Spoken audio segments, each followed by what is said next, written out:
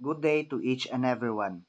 By the way, I am Russell Docon, a BS Mining Engineering student. Today, I am going to discuss to you the Philippines energy landscape, a look at renewable and non-renewable sources.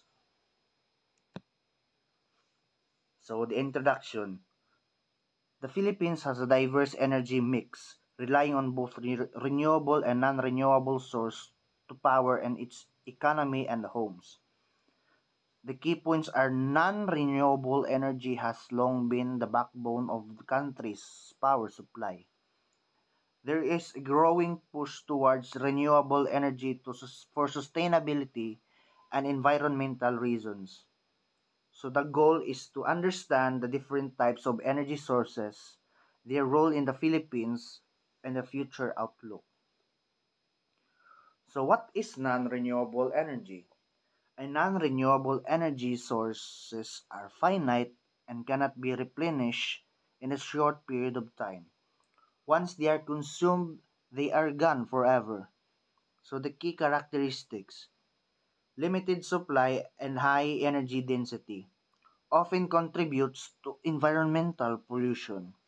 So the examples are fossil fuels like coal, oil, and natural gas, and nuclear energy. Non-renewable energy here in the Philippines. So the major sources are coal, the dominant source of power generation in the Philippines, accounting for a significant portion of the country's electricity. It is used in large power plants. Natural gas, used in power plants and is considered a cleaner burning fossil fuel than coal. And lastly, oil, primarily used for transportation and it's a major import for the country. In statistics, in 2022 alone, coal accounted for almost 60% of Philippines' power generation, while natural gas made up around 18% only. So what is renewable energy?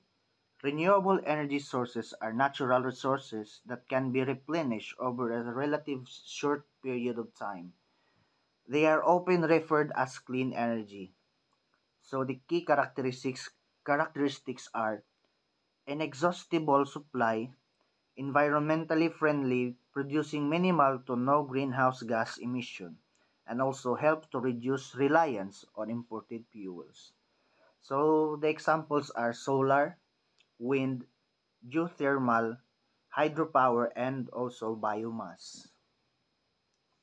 Renewable energy here in the Philippines. So these are the major sources. Geothermal.